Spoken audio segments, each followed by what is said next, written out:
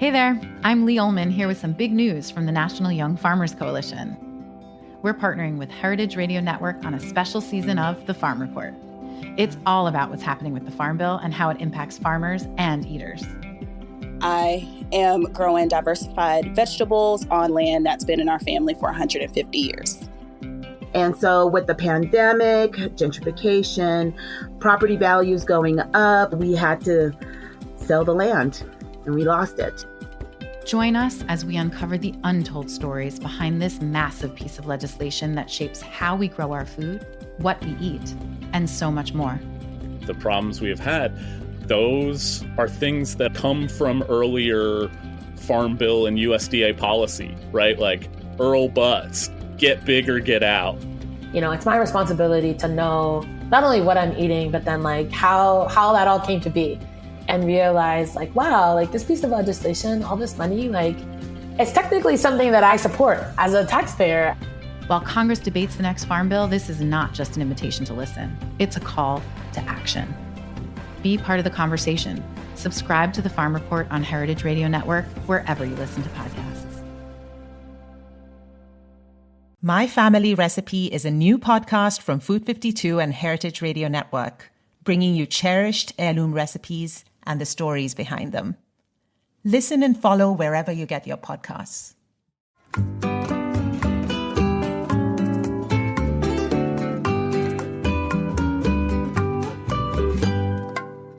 Welcome, everyone, to another episode of Cooking in Mexican from A to Z on Heritage Radio Network. I'm your host, Aaron Sanchez, alongside my beautiful mother, Zarela Martinez. Outstanding.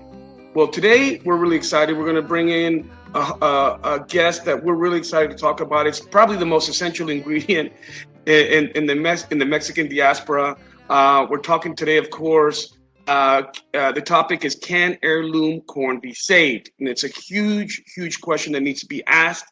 And to help answer those questions, we are very, very honored and super excited to introduce and present Rafael Mier. He's an entrepreneur of conservationism.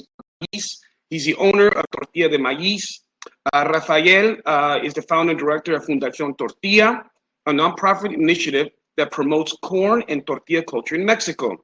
During the last 6 years, he's been working and lobbying to recover a good quality of tortilla for the Mexican people and promoting a program to preserve Mexican ancient popcorn. You can imagine now what a great undertaking that is. And to promote corn and tortilla knowledge, he has started a communication strategy based on social media, which now accounts for more than 450,000 followers. So you can imagine he's well on his way and already accomplished so much as far as spreading the gospel about beautiful heirloom maíz and corn. And he's also participating in over 200 events in different agricultural and culinary schools. So you can imagine this gentleman right here is bringing the goods. He's going to enlighten us. And I love this. This is Rafael's motto. He goes, sin maíz, no hay país. Without corn, there is no country. The Aztecs were fondly referred to as the people of corn. They kind of lived their life through the harvesting of corn. It was somewhat of a calendar. So we're really excited. Everyone, please welcome Rafael Mier. Thank you. Thank you very much, Aaron and Zarela. I am very happy to be here today with you.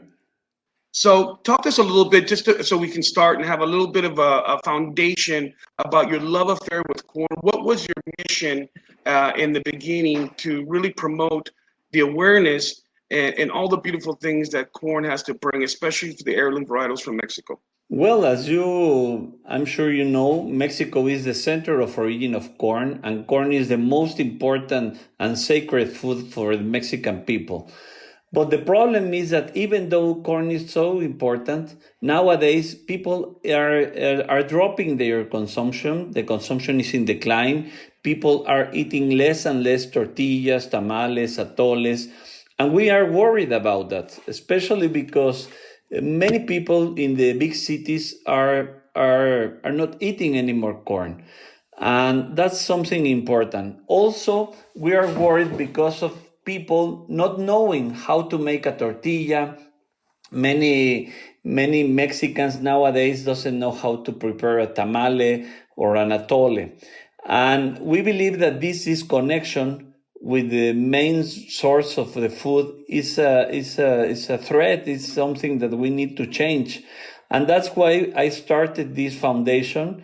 One day I was eating with my family, with my nephews, nieces, brothers, sisters. And then I realized that many of my family and friends, they don't know how to make a tortilla. And I realized that this is a big issue. People in Mexico should need to know about tortilla. They need to know about corn. They need to know about how important it is for our culture, for our daily diet, no? And that's how I decided to start a Facebook page. That's how we started. Since I realized that people need some information, I thought, well, nowadays many people are in the social media. I should start a Facebook fan page. And that's how I started. At the very beginning, there were just a couple of friends and family. And nowadays, we have a lot of people joining and following us, our work.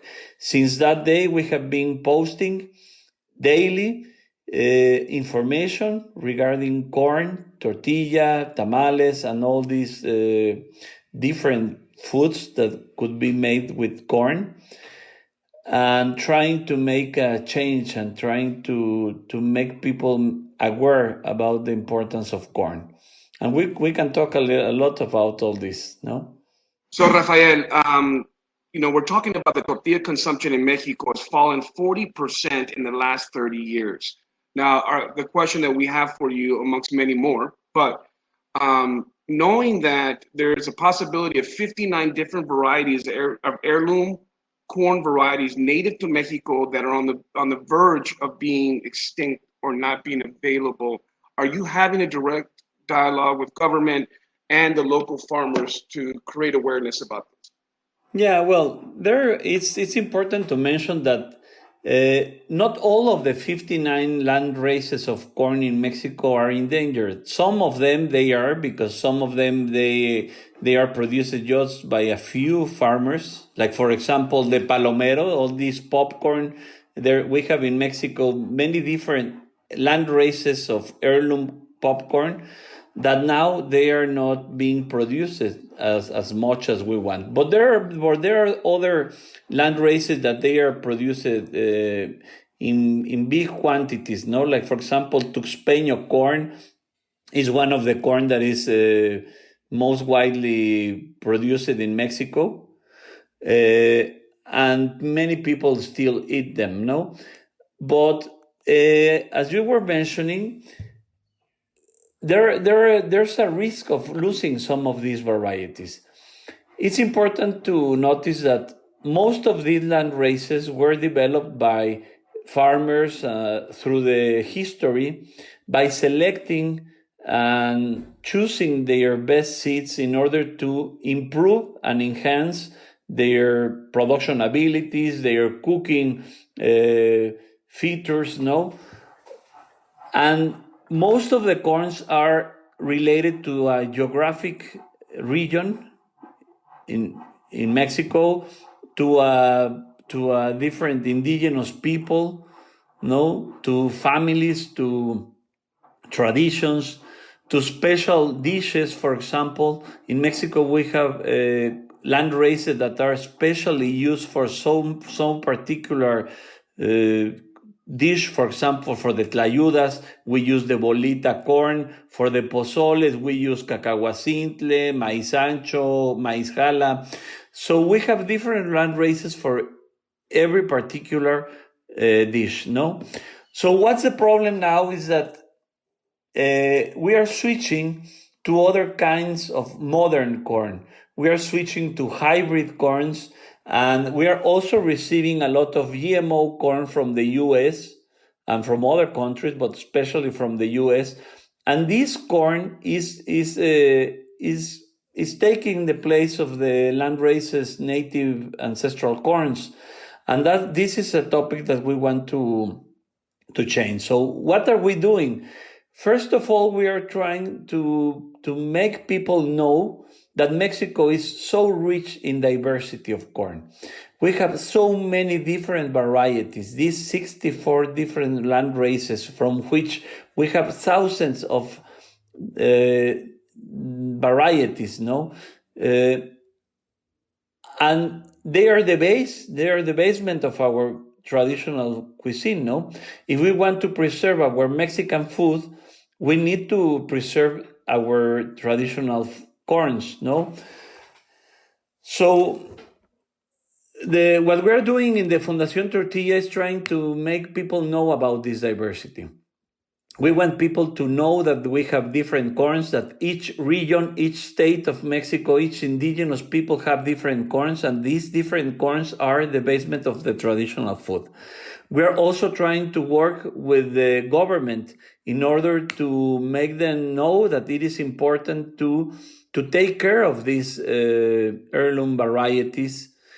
We are trying to work also with the chefs, with the people in the traditional cooks, because nowadays corn is like generalized. We are not paying attention to what kind of corn are we cooking in our restaurants. No, probably you have seen there are thousands of cookbooks in Mexico from Mexican cuisine, and you will never find which kind of corn is the one that is used for any particular dishes, no? So if you read the mole section or you read a mole recipe, you will find that you need the guajillo pepper or the... Yeah, but why is that not happening with the corn? Yeah. And this is not happening with the corn, no? Yeah.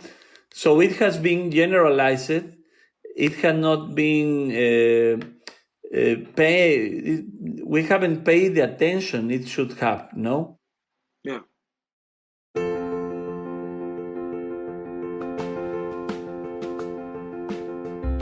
Good food is worth 1,000 words. This is Aarti Menon, and I'm delighted to share a new podcast with you, My Family Recipe, from Food 52 and Heritage Radio Network. Adapted from Food 52's much-loved column of the same name, the My Family Recipe podcast will bring its pages to life.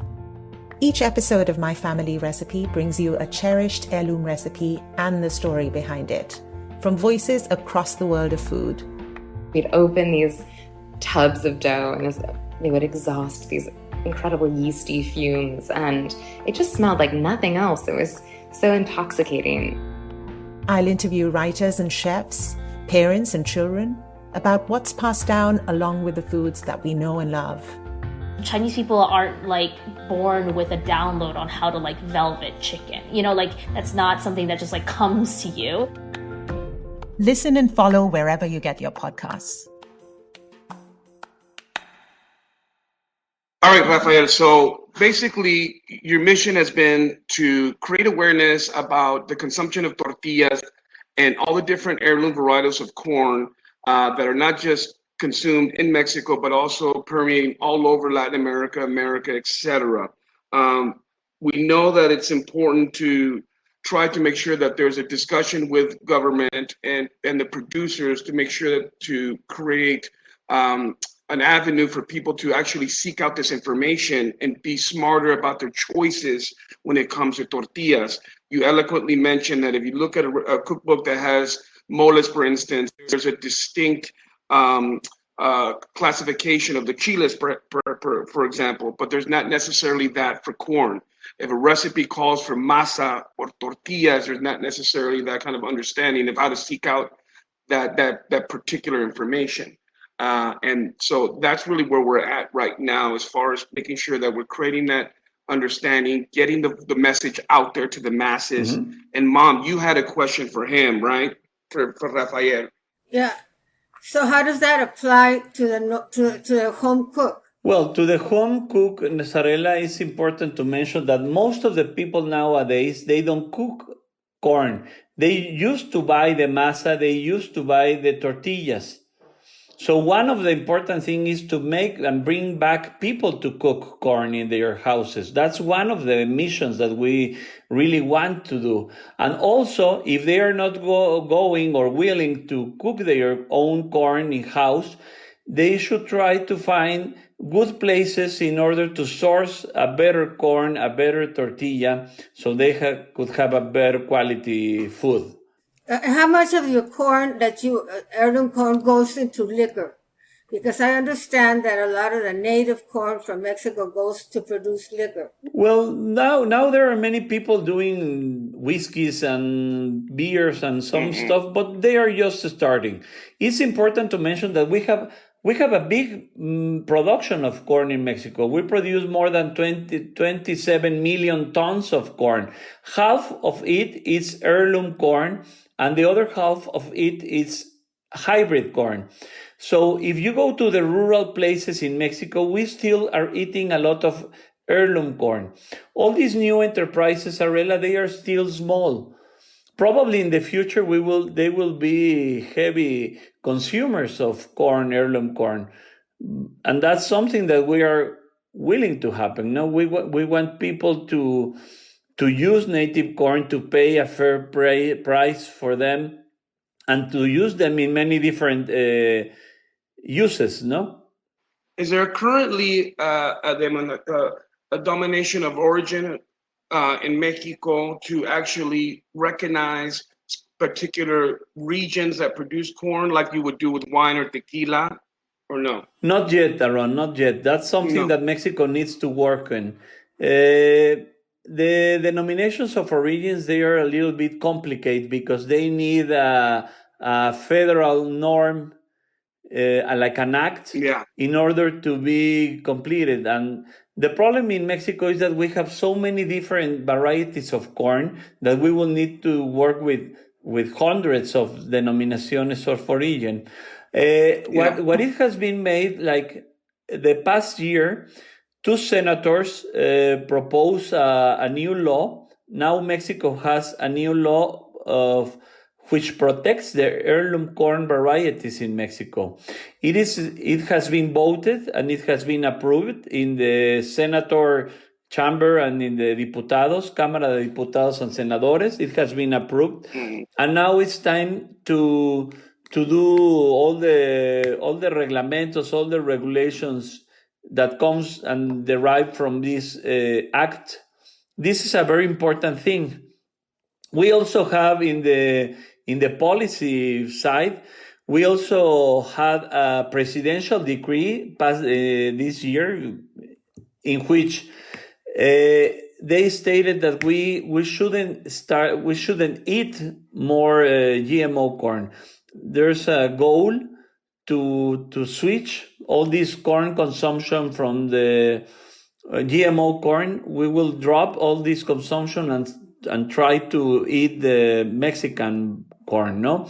And it's also they are banning the use of glyphosate, that you might probably know that it's a herbicide that is heavily used all around the world to produce corn and wheat and many other products, that it has been proved to be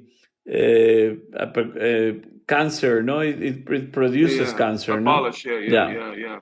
Wow. I think this herbicide is also related to Parkinson's.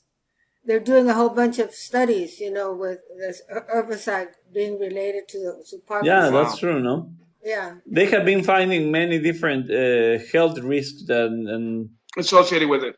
Now, let's talk a little bit about palomitas, no? About the popcorn. So, yeah, I know that this is a really a passionate project for you, Rafael, which is a derivative, obviously, of the maize and the corn. Talk to us a little bit about the popcorn and how it's sort of puffed up and how it's become something that is so special. Because I know that you work with maize from Toluca, no? Mm-hmm. So can you talk a little bit about that? Yeah, first of all, I think it's important to know that popcorn is probably one of the eldest ways in which Mexican people and the world has been eating corn. Mm-hmm. All the old varieties of corn were popcorn. Yeah. And this ability to pop is a feature that they inherited from the teocintle. The teocintle is this wild grass from which all corns come from. And if you can imagine in the history, people were using corn, they were placing fires and lighting fires, and when they put these ears of corn close to the fire, they pop, and that's probably one of the earliest ways of eating, and that's why we have been so interested in corn. Mexico has many different heirloom varieties of popcorn. And nowadays, even though Mexico has this diversity, Mexico is buying the whole production, the whole consumption of their popcorn is coming from the US. More than 99% of the popcorn production and consumption in Mexico is coming from the US. Wow. Even though we are the center of origin of popcorn. Popcorn started here in Mexico, and they travel down to South America, north to the North America and the US, but Mexico dropped their production of popcorn, no? And do you need a separate variety of corn to make popcorn, or can be used with the same stuff that you would make tortillas with? Yeah. Well, this is important. Like not all the corns are able to produce popcorns, no? We need to use flint corn, which is like a very hard endosperm. We need the starches to be very tightly packed in order to make this pressure, to hold the pressure of the steam. When you heat, when you place a kernel of popcorn in the pan or in a microwave, this kernel has a little proportion of humidity inside.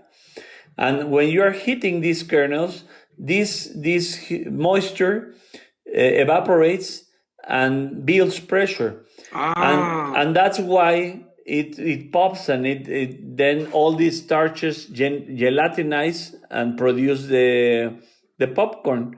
No, and Rafael, I think it's safe to say, you said it's permeated all these different cultures. It's definitely become part of pop culture. That's good. That's okay, very Mom. cute. So, anyway. Anyway, and I'm gonna bring up another subject. Mexicans used to have beautiful teeth because they ate a lot of nixtamalized corn. Yeah. So because it has all this calcium. So I wonder what is happening now with Mexican teeth now that they're eating other things. Well, the problem with Mexican teeth nowadays is the consumption of sugar. That we are one of the most important consumers of soft drinks and all these sweets, no? But coming back to the nixtamalization is one of the most important techniques in Mexico for producing and transforming corn. As you mentioned it brings a lot of calcium to the diet, but it also brings the possibility to assimilate better the nutritional components of corn. Vitamins and minerals and all these fiber, they are better digested because of cooking the corn with calcium hydroxide or cal, no? How we call, no? Or culinary lime, no? As you mentioned. Mm-hmm. And when combined with beans, it becomes a perfect protein. Yes. Yeah, exactly. You know that we consume a lot of corn together with beans or with other legumes like fava beans or these. Now, Rafael, so when you open an ear of beautiful corn and you see all those little silky strands, right? Yeah. Is it true that each one of those strands represent one individual kernel of corn? Yeah, that's true, Aaron. It is, right? Okay, it cool. It is. So I heard that and I thought that was fascinating. Yeah, and that's interesting because that's the way corn pollinates. Unlike other plants in the botanic, no, corn pollinates through wind, especially, no. So we have these flowers. The corn starts flowering, and all this pollen goes down. And each of these silks or strands, they need to collect one grain of pollen in order to pollinate and fecundate the grain. Wow. So each particular grain of an ear of corn it's a known individual. Wow. So the genetics of one kernel is different from the genetics of his brother or sister kernel, no? I love that. So yeah, we have thousands, no? So what effects are all the seed banks that the farmers are setting up in all the little in the Yeah. comunidades? You know, our friend Gira Vallejo and Jonathan Barbieri are working with a lot of the comunidades, and they have all set up their seed banks. Yeah, that's true. So how is that affecting the population? You know, the use. Yeah, probably this is something interesting to mention a little bit earlier, is to know that the Mexican corn we produce, these heirloom varieties, are open pollinated. So all these varieties of ancient corn that we are growing here is seed that is produced, selected, and saved each particular generation from years to years, no? And this has been done for 9,000 years. The difference with the corn that the big farmers, both in Mexico or in the US, this hybrid and GMO corn, is that kind of corn is selected and their genetic pool is reduced so much that we are just having just a few lines of corn, just a few bloods of corn. But what we have in Mexico is a huge diversity. Every year, millions of plants, different individual plants with genetic information are being produced in Mexico. And those are the ones that are keeping and saving our heirloom corn varieties, both in Mexico and in other countries of Latin America. These seed banks from which Zarela is talking about, these seed banks are built and are promoted nowadays in order to keep and save these seeds. This kind of special seed has been saved and stored for thousands of years, and we don't want them to lose. If one particular farmer has a bad year, or they cannot, if they face a drought or a hurricane or whatever problem they could face in their production, they could lose their varieties and they could lose the seeds of these long time adapted and treasured seeds, no? And that's why it's important to make safety places in order to keep seeds just in case there's a problem or yeah. Let me ask you one thing. You mentioned that popcorn is flint corn. Yeah. Well, most aren't. That's a hard starch. Yeah. So what aren't most Mexican varieties soft starch? Well, we have both. We have hard endosperm that are these flint corn. Then we have dented corn that is in the middle, is in the intermediate of hardness. And then we have flour corns or starchy corns, no? That are like cacahuacintle corn is a good example of a starchy corn or flour corn. But we have a whole range of diversity. For example, and not always all the flint corns are used for popcorn. For example, the corn bolita, that is a very famous corn from the central valleys of Oaxaca, and is the one that is used to make tlayuda. It's a very hard endosperm corn. Oh, I didn't know that. Yeah. Yeah. And can you get Mexican popcorn in the U.S., Rafael? Are we starting to export to the U.S.? Well, one of the main problems with popcorn now in Mexico is that producers didn't pay attention to their ability to pop. Most of the consumption in Mexico goes to tortilla. No, like 80% of the corn that is produced in Mexico heads to the production of tortilla. So what happened to our ancient popcorns? That people start looking at these little ears, and they start thinking that these ears weren't so valuable, and they start dropping them.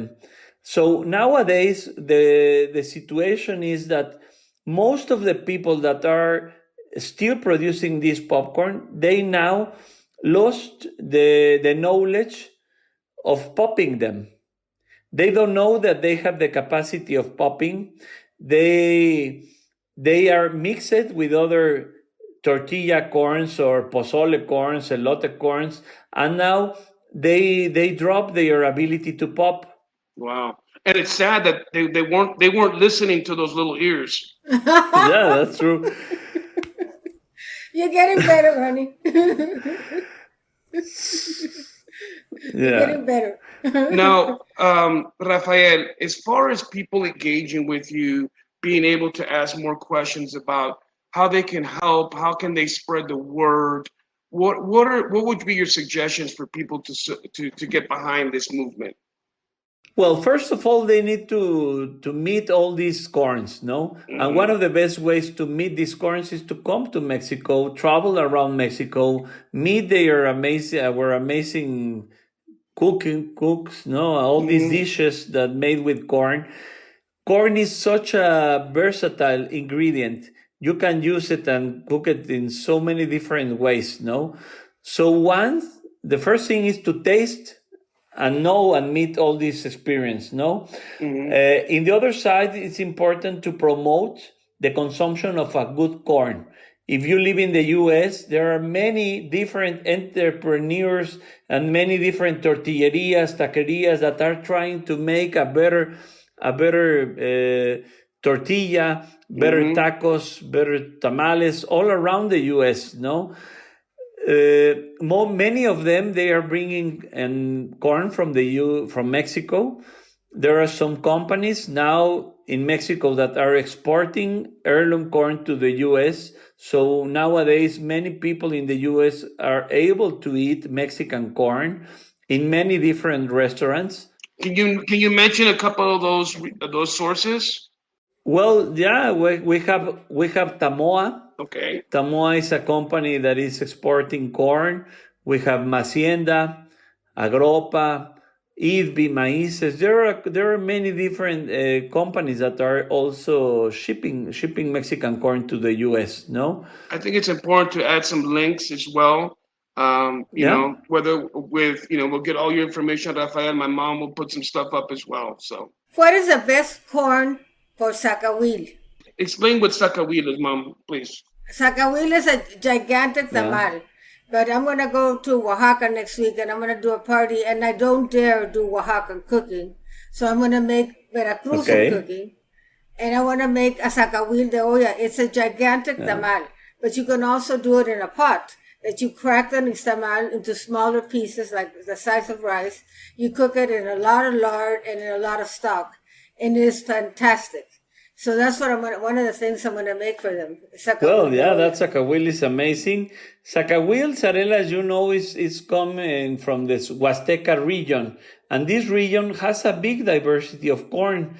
One of the most important corns of this region is the tuxpeño or tampiqueño corn. And this is a tropical corn that is grown all around the coasts in Mexico, and also up to the mountains a little bit. So tuxpeño could be a good corn for your zacahuil. That's great. And it's a big ear. And this tuxpeño corn is also good for tamale leaves. Yes. This is one of the biggest corns we have in Mexico. Yep. This tuxpeño, together with the jala corn, and they are perfect for extracting their leaves for tamales, no? Yeah, and a lot of regions in Oaxaca, they actually use the leaves of the actual corn plant, not the husks, and that would be exactly, like the tamales de mole amarillo would be a great example of that, where you actually use the leaves, not the corn husks. Yeah, that's wonderful. Yeah, that's true. We use different parts of and different leaves to wrap our tamales. Zarela knows a lot about this. We have so many different tamales all around Mexico that we have so many different species of plants which we use to cover our tamales, no? Of course. I know Ricardo Munoz Zurita is going to be on a podcast that he's going to talk about all the kinds of leaves that we use to Great, wrap tamales. that's great. Yes. Rafael, please let our listeners on Heritage Radio Network how they can engage with you, how they can continue the conversation, your website, anything that you'd be comfortable giving. Well, they can follow us in fundaciontortilla.org. That's our website. Or they can follow us in Facebook, Tortilla de Maíz Mexicana, or in Instagram, Fundación Tortilla, no? Wonderful. Well, thank you so much, Rafael. You a true tesoro de México. Estamos súper orgullosos de todo tu trabajo. We're very grateful to have you here. Yeah, well, of course. We were dying to have you here, and I'm happy that you're giving us a whole other. I thought that we knew about corn, but you gave us a whole other world to explore. Exactly. Yeah, there are so many things that we can talk. It's important to mention that we are changing now the Tortilla Act, and that's something that we weren't able to talk. But it's important to know that Mexicans will be able to differentiate better tortillas now that we are working in order to change and differentiate tortillas properly. So tortilla consumers could have better choices in Mexico. That's important. Wonderful. I forgot to mention something. Rafael has this wonderful online courses on corn. And you can enroll on his website, and the courses are really brilliantly done. And I'll just tell you a little fun anecdote. Somebody was making a tortilla, and Jesus Christ supposedly appeared in this tortilla, and it was put up in a church, and people came from miles around to worship the holy tortilla, as it should be worshipped anyway. So thank you so much. Gracias, thank compadre. you so much. Abrazos. Thank you very much, Zarela, Aaron. It has been a pleasure, and thanks for the invitation. Yes, and again, just so everyone knows, we've been talking about, can the tortilla be saved? Can heirloom corn in Mexico be saved? And I can tell you very confidently it is, thanks to the valuable work and commitment that Rafael Mier is doing with Fundación Tortilla and all the different things that he's involved. So we're eternally grateful. Thank you so much for listening to another episode of Cooking in Mexican from A to Z on Heritage Radio Network. I'm Aaron Sanchez. And I'm Zarela Martinez. Hasta luego.